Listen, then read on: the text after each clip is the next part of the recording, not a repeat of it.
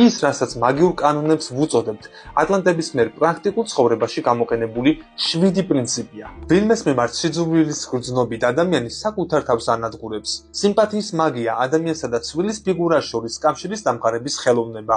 აგებულია ურთიერთშეთანხმების პრინციპზე, რომლის დროსაც ცვილის ფიგურის მიერ მიღებული ზემოქმედება ადამიანის მიმართ იქნება მიმართული, რომელიც ამ დროს მოდელის ფუნქციას ასრულებს. რასაც მარტივ ენაზე ჯადოს ან ვუდუს ტაქტიკას ეძახიან. ანალოგიური პრინციპით შესაძლებელია ადამიანის ხესთან კავშირიც, მასზე საკუთარი დაავადების გადატანა და ამ გზით განკურნება. გახსოვთ ალბათ ეგრეთ წოდებული ბატონების დაავადების რიტუალები.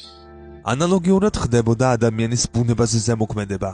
გარემო, ამინდი, ცვლილებებს იწვევდა ადამიანში და გავლენას ახდენდა მის ყოველდღიურ ყოფაზე. მეორე მხრივ ადამიანის ფსიქოლოგიური და სულიერი მდგომარეობა ამინდსა და გარემოზე ზემოქმედებდა. ყოველმა ატლანტმა იცოდა, რომ კანონების უგულებელყოფა ურთიერთშეთანხმების პრინციპით მკაცრად ისჯება ყოფის ასტრალურ, მენტალურ და მიზეზობრივ დონეზე. სწორედ ამ მიზეზით გვიანდელი ატლანტიდის პერიოდში შავი მაგები რიტუალის წინ ამ ლოცვას იმეორებდნენ. ვათავისუფლებს საკუთარ თავს ადამიანური კანონებისგან და მას ღვთიურ მართლმსაჯულებას გადავცემ.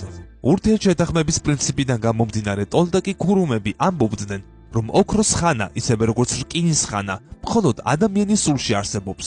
გარესამყარო კი მხოლოდ ინდივიდის შინაგანის სამყაროს ანარეკლია. აქედან გამომდინარე, შინაგანის სამყაროს შეცვლისას ადამიანს გარემოს შეცვლაც შეუძლია. ნივთები და მოვლენები ნეიტრალურია. ყველაფერი თქვენი სულის, თქვენი შინაგანის სამყაროს ფერზეა დამოკიდებული, რომლიდანაც, როგორც გამადიდებელი შუშიდან, უყურებთ ამ სამყაროს. ატლანტიდელი ქურუმები ამბობდნენ, როგორც არ უნდა ეცადოთ სხვების შეყვარებას, არ გამოგიბათ ეს, ვიდრე არ ისწავლით საკუთარი თავის, ანუ ღმერთის სიყვარულს, რომელიც თქვენს სხეულში იმყოფება და როდესაც საკუთარ თავს შეიყვარებთ, მიხვდებით, რომ არ არის აუცილებელი სხვები შეიყვაროთ, რადგან ისინი ხართ თქვენ და ამით ხართ ერთი მთლიანი. გამოიწერეთ ჩვენი YouTube არხი. ლინკი ჩაშენებულია მთავარ გვერდზე YouTube-ის სიმბოლო აიკონში.